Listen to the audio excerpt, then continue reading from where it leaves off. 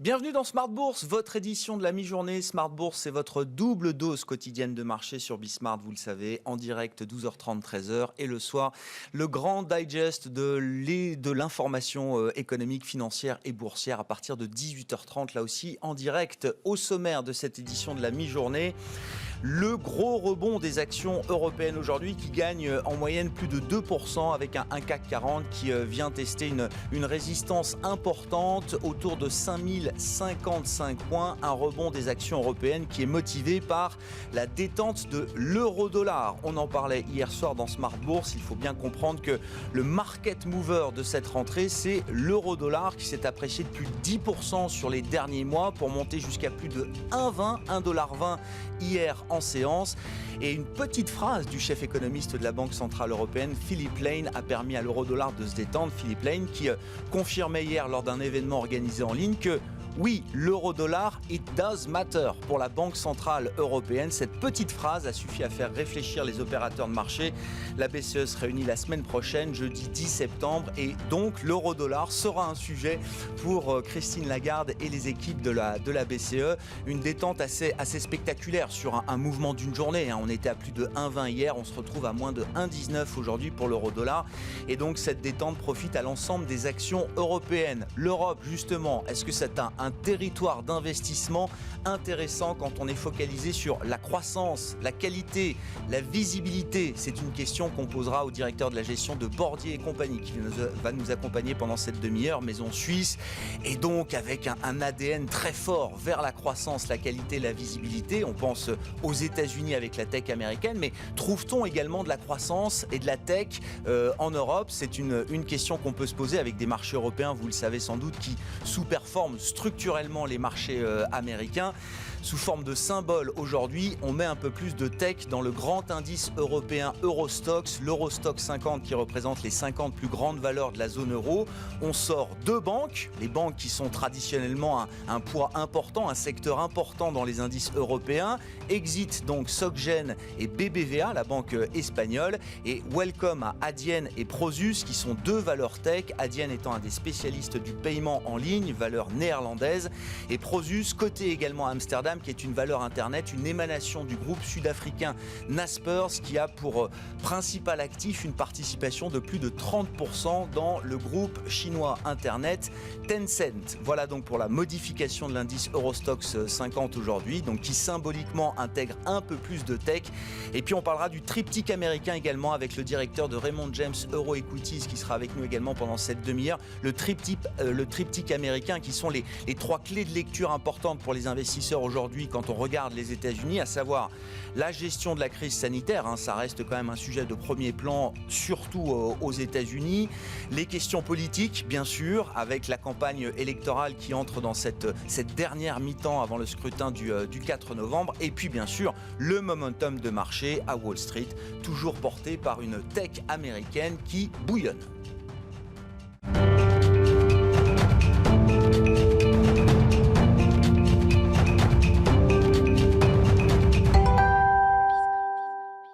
Rebond donc pour les actions européennes depuis ce matin, un rebond qui s'est encore accéléré jusqu'à plus de 2% à mi-séance. Le résumé des infos clés du jour sur les marchés, c'est avec Nicolas Pagnès depuis la salle de marché de Bourse Direct. Le CAC 40 est toujours dans le vert à la mi-journée. L'indice parisien est même repassé au-dessus des 5000 points dès les premiers échanges qui totalisent 1 milliard d'euros pour le moment. L'indice est porté par la clôture en hausse des marchés américains dans le sillage de chiffres montrant la reprise de l'activité manufacturière outre-Atlantique, mais des marchés qui ont également bien accueilli la prise de parole de Lael Brainard, une des gouverneurs de la Fed, qui a affirmé hier que pour surmonter la crise à venir, l'économie américaine aura besoin de nouvelles mesures de soutien. Une annonce qui laisse présager de nouveaux efforts de la Réserve fédérale américaine sur les mois à venir. Aux États-Unis, toujours, le Nasdaq n'en finit plus de progresser, aidé par les valeurs technologiques comme Apple ou Tesla, mais aussi sur la séance d'hier par Zoom Vidéo Communication, que beaucoup d'entre nous ont découvert durant le confinement.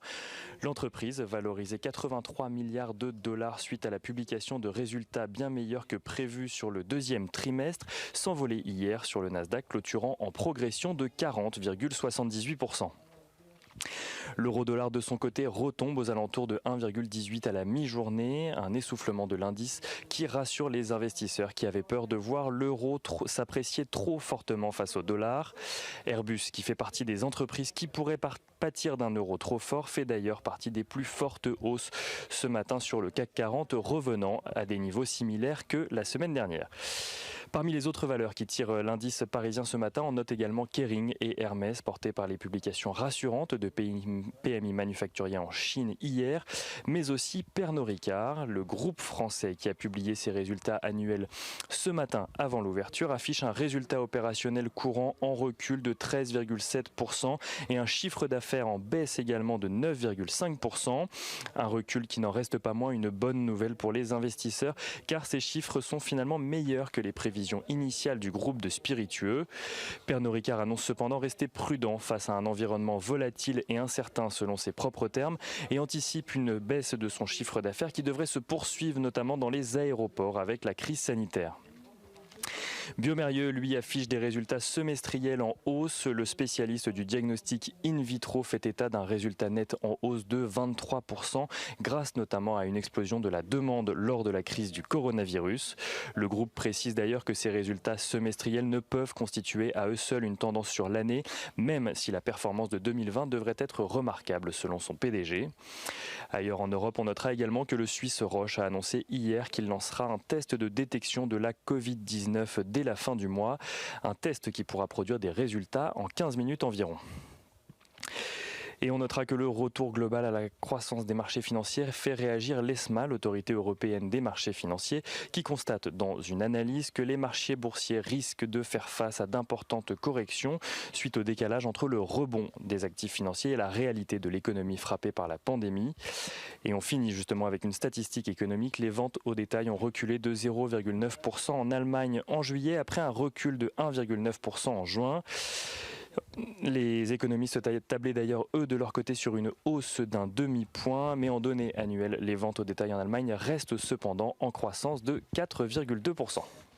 Nicolas Pagnès qui nous accompagne en fil rouge tout au long de la journée sur Bismart et dans Smart Bourse, bien sûr, depuis la salle de marché de Bourse Direct. L'euro-dollar donc qui est revenu sous 1,19, 1,1865 à la mi-journée et les indices futurs américains toujours bien orientés, ça continue, le momentum est implacable et le Nasdaq ouvrira sans doute cet après-midi pour la première fois de son histoire au-delà des 12 000 points.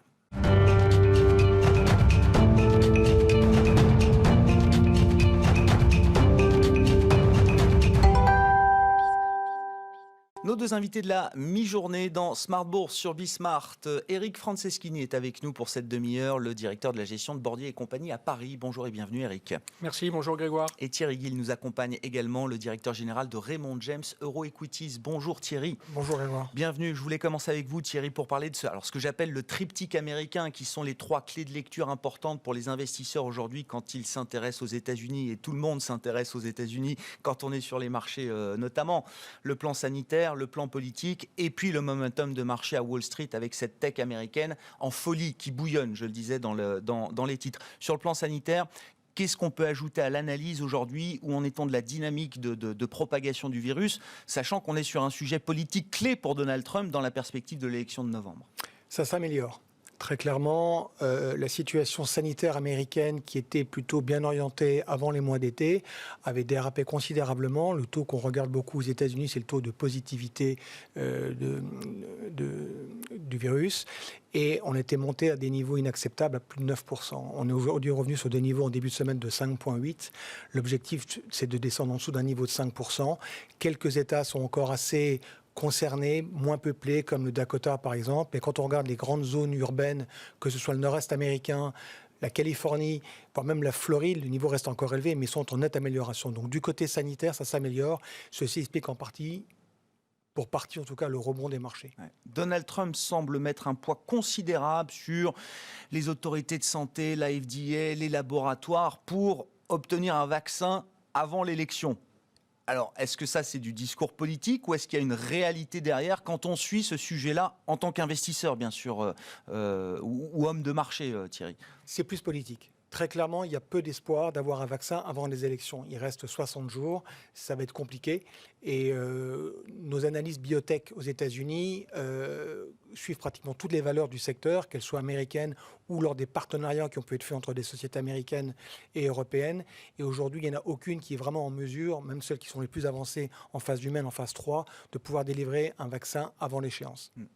Sur le plan politique, alors il y a évidemment la campagne électorale, mais avant même, le sujet est économique et politique avec ce prochain paquet fiscal. On doit être au quatrième, c'est ça ? Quatrième paquet fiscal pour gérer la crise, mais qui est un paquet fiscal de relance qui doit prendre le relais après les mesures de soutien. Il y a un blocage au Congrès aujourd'hui. Les deux partis n'arrivent pas à se mettre d'accord. Est-ce que c'est un blocage, là aussi, presque tactique, stratégique dans cette campagne électorale qui entre dans sa dernière ligne droite, ou est-ce qu'il y a quand même un espoir que le Congrès puisse s'accorder rapidement sur ce prochain paquet fiscal ? Alors, c'est très politique, mais il y a un espoir.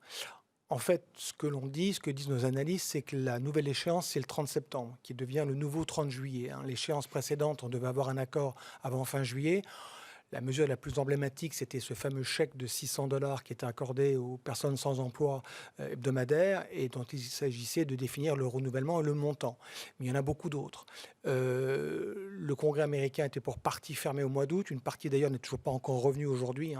Donc ça se passe entre le Sénat et la Chambre des représentants. Le 30 septembre est une date très importante parce que c'est la fin de l'exercice fiscal américain. Ouais. L'année fiscale commence le 1er octobre. Donc cette double échéance fait qu'on devrait aboutir à un accord. En date d'il y a 48 heures, les demandes des démocrates étaient très élevées. Elles étaient montées jusqu'à 3 trillions de dollars.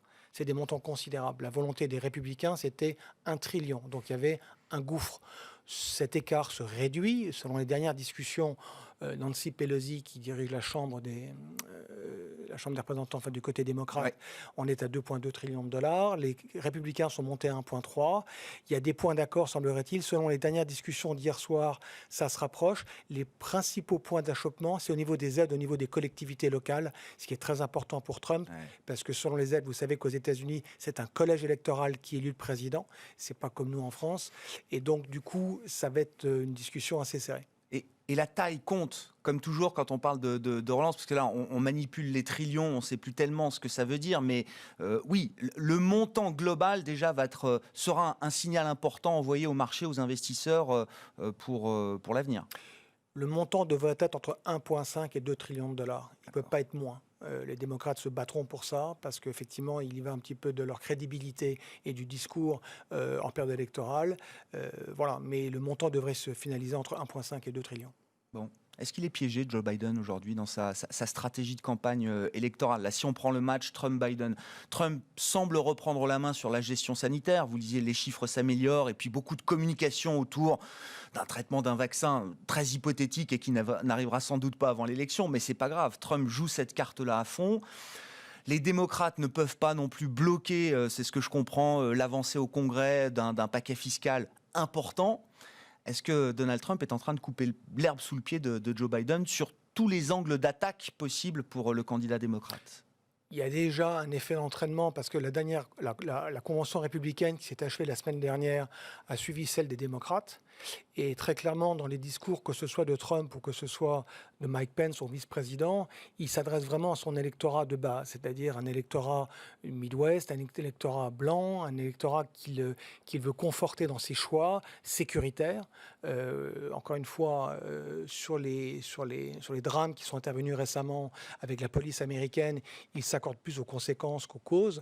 C'est son choix et c'est en tout cas le pari qui semblerait être le sien aujourd'hui. Donc on en saura plus. Je ne pense pas que Biden soit vraiment piégé. Il doit répondre. Sa manière de répondre se fera sous différentes formes. Les débats seront importants. Il y a 3 débats prévus entre les 2 présidents qui auront lieu le 1er et le 29 septembre. Les 2 autres auront lieu en fait dans le courant du mois d'octobre. L'élection américaine a lieu le 2e mardi du mois de novembre. Ça sera important. Ça sera entrecoupé de débats entre les vice-présidents. Aujourd'hui, les sondages donnent Biden gagnant. Trump comble encore une fois son retard. Il n'y a pas tellement de doute quant au fait que probablement le candidat démocrate devrait l'emporter en nombre de voix. La clé, ce sont toujours ces fameux grands électeurs. Les grands électeurs, les fameux... Des États clés. Ouais. Les États clés, il y en a 6. Et pour l'instant, dans tous ces États, Biden est donné gagnant avec des marges d'écart qui oscillent entre 3 et 8%. L'État le plus peut-être emblématique, c'est le Wisconsin, qui est important. Voilà, donc, et c'est de ça que dépendra le résultat vraiment de l'élection. Bon, on suivra ça avec vous régulièrement, Thierry. Un mot du momentum de marché quand même, on est dans Smart Bourse.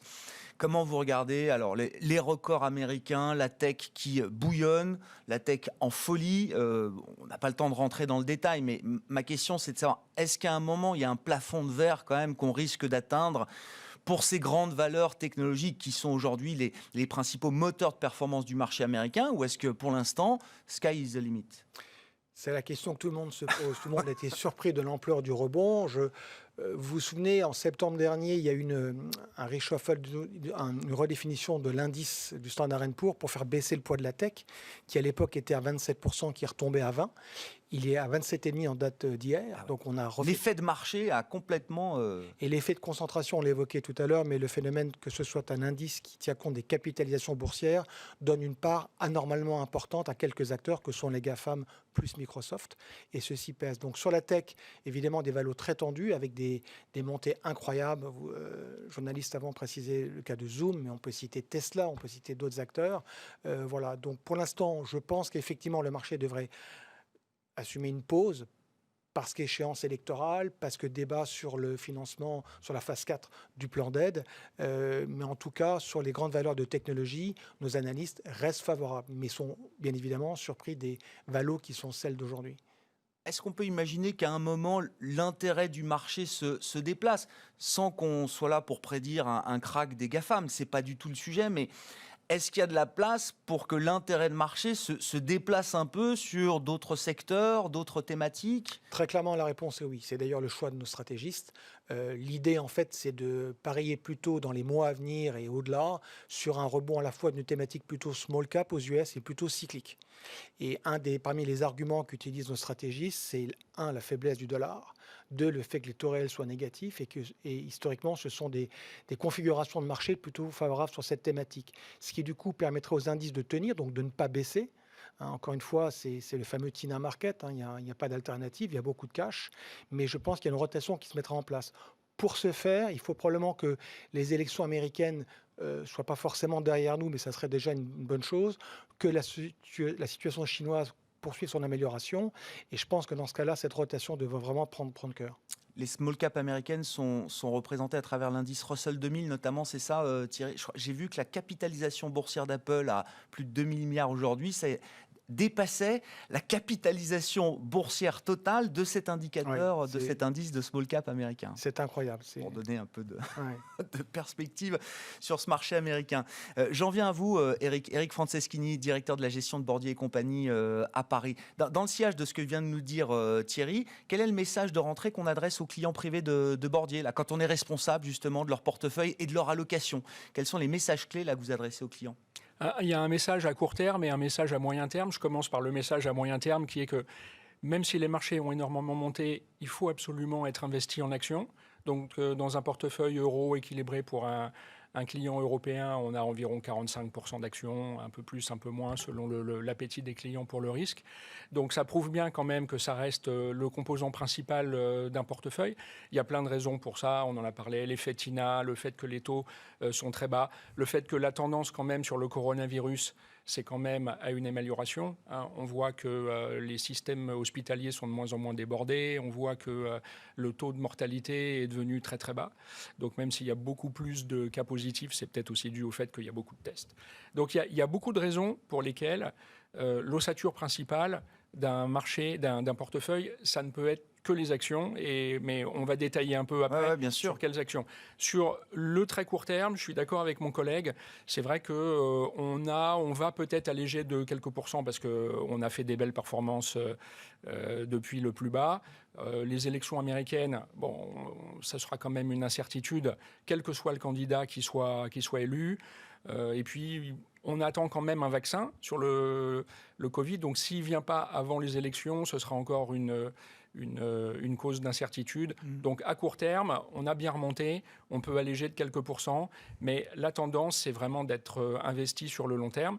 Alors, j'anticipe votre deuxième question sur quelle thématique. Ah mais Voilà. la question c'est structurellement il faut être investi en actions. Déjà j'aimerais savoir si forcément même en tant que investisseur européen, est-ce que ce sont forcément les marchés américains qui sont le cœur de portefeuille actions aujourd'hui, Eric. Ma question c'était aussi, on allège un peu tactiquement là à court terme. Est-ce que c'est pour se préparer à refaire des US et de la tech américaine ou est-ce que non? Est-ce que l'Europe est aussi un territoire d'investissement intéressant? Je le disais en présentation, quand on est une maison suisse et qu'on a un ADN ancré sur la croissance, la qualité, la visibilité. Alors, on a plus d'Europe que d'États-Unis, nous, dans les portefeuilles. Donc, au premier abord, on pourrait dire, mais Bordier, ils ont loupé une partie de la hausse du marché américain. Pas du tout. Quand on voit que un tiers de la hausse des marchés américains est concentré sur les GAFAM, en fait, quand vous regardez les grands indices à pair GAFAM, vous avez encore des valeurs qui sont à 40% de leur plus haut. Et c'est une grosse partie des valeurs du S&P 500. Donc, il fallait avoir les GAFAM ou un tracker Nasdaq en thématique spécifique. Mais sinon, le marché américain lui-même, on n'a pas loupé tant que ça. Hein. Et deuxièmement, on n'a pas eu la baisse du dollar récente, en n'étant pas trop investi sur les États-Unis. Donc finalement, on est un peu surpondéré sur l'Europe.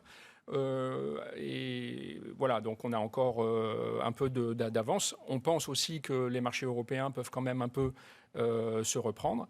Et donc voilà, à court terme, allègement, petite surpondération sur l'Europe, sans regret à cause de la baisse du dollar et à cause du fait que hors GAFAM, les indices américains n'auraient pas du tout la même physionomie qu'ils ont actuellement. On est d'accord. Sur les valeurs européennes, lesquelles? Qu'est-ce qu'on trouve qui correspond à l'ADN de Bordier? Encore une fois, à moins que Bordier change d'ADN après je ne sais plus combien d'années d'existence, mais ça me paraît pas être le choix le plus évident, Eric. Non. Non. L'ADN de Bordier, sur lequel je vais revenir, il ne peut pas changer. Hein, c'est toujours les valeurs avec une bonne visibilité, avec qui dégagent des cash flows récurrents, donc ce qu'on appelle les valeurs de croissance, pour deux raisons. D'abord, on n'est plus dans une période de croissance extraordinaire, donc on pense que c'est bien d'avoir des valeurs qui généreront du cash flow, quel que soit le cycle économique. Ensuite, il y a peu de chances quand même que les taux remontent énormément. Et ça, c'est un driver pour les valeurs value. Donc, a priori, ça va être difficile. Et surtout, les valeurs de croissance défensive baissent moins dans les périodes de baisse. Et un des axiomes qu'on a chez Bordier, c'est on gagne de l'argent à long terme en perdant moins quand le marché baisse. C'est dans les phases de baisse qu'on fait la différence. Exactement, parce que si le marché baisse de 50, vous devez faire 100% après pour remonter au niveau initial. Quand vous avez moins baissé, quand vous avez des valeurs avec un bêta plus faible, fatalement, vous avez moins à remonter. Donc, il ne faut pas non plus caricaturer ce style de gestion en disant « oui, c'est très simple, c'est l'alimentation, le luxe, la santé… » Nestlé et Roche, quoi. Nestlé, voilà. LVMH et Roche. On a du Nestlé et du LVMH. Ça, j'imagine. Bien sûr, mais ça ne se limite pas du tout à ça. Vous avez beaucoup de valeurs industrielles européennes qui rentrent tout à fait dans cette catégorie qu'on appelle chez nous les core holdings, et qui ne rentrent pas dans ces quatre, qui ne se limitent pas à ces quatre secteurs. Par exemple, c'est quoi la croissance alors en Europe? Les éoliennes, Vestas Wind. Bon, mais c'est une valeur dont on vient de sortir parce qu'elle vient de faire un parcours extraordinaire. Mais vous nous dites alors que vous venez de sortir. Non, mais je vous donne un exemple. C'était a priori pas une valeur de l'alimentation, du luxe ou de la santé. On a fait 80%. Là, on peut alléger. Mais il y a encore d'autres valeurs. Par exemple, Enel, qui est le EDF italien. C'est typiquement un genre de valeur qui n'est pas une valeur de ces secteurs un peu bateaux, je dirais, si on peut les qualifier comme ça. Qui sort des sentiers battus, effectivement. Et pourquoi ces valeurs-là? Parce qu'on croit beaucoup aussi au thème de la transition énergétique et au fait que ça va créer un flux acheteur extraordinaire sur le marché. La pression sur les institutionnels actuellement pour verdir leur portefeuille est très très forte.